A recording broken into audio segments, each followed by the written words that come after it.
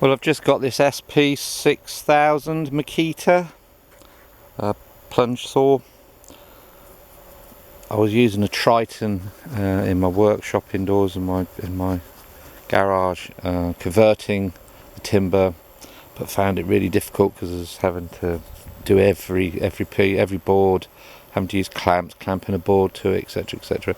So I thought after about a year of doing this, there's got to be an easier, well, there's obviously an easier way. So we milled it all and got it all cut into 2-inch boards and thought, right, let's get a plunge saw.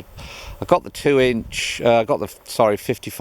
Makita 6000 as opposed to the Festool because of cost. Bit apprehensive on depth with this, and also it's only 1300 watt. But the proof was in buying it and using it. I spoke to Makita, they were quite convinced it would cope with it. Never know until you use it. So here we are. I've converted at the moment about 6 boards. It goes through. I'm surprised how well it does go through the timber. Actually, it's 2 inches thick. It's English yew. It was felled about 3 or 4 years ago. Big boards, as you can see, running about 25 to 30-inch boards. I've had them converted into 2-inch thick boards, and I'm making mantles, etc. out of them. And yeah, it's working quite well. Gets hot. Get some burn marks on the side, but you just got to be gently run through it. But first time I've used it, so it's all practice, it's all getting to know it. But I'm going to fire it up and run through this board here that I'm converting into 2 shelves, and thought you might want to see how it copes with it. And let's go. Wear the mask, which is a must. £100, but or 90 odd pound, but well worth the money spent. Rear defenders. And as you can see, this is an electric 240 volt one.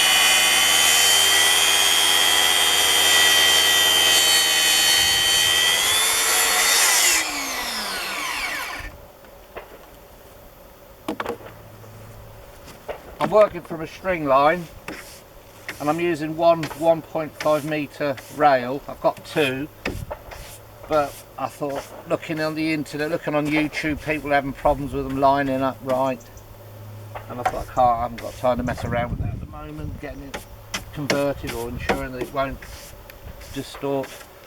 So I've been playing with this, moving it along, setting it up on my chalk line, and then I use chalk. I string it and then I pencil it, so I've got that fine pencil edge.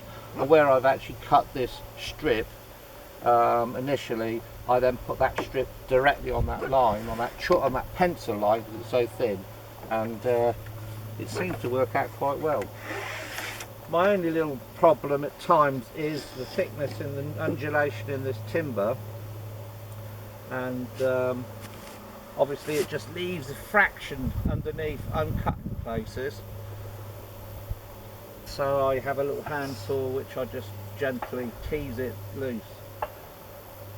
But for what I sand it all anyway, so obviously all this is work to put resin in all the cavities, and I work this, it's all polished up at the end, but I sand everything, and I sand all the back when I drill it all with the floating fixes and that, so it's all, any rough cut on it will be taken away. But this is purely just demonstrating it on sawn timber. We're not doing cabinet making here. Right, so I'll move it along a bit further so it runs over. As I said, this is all a learning process.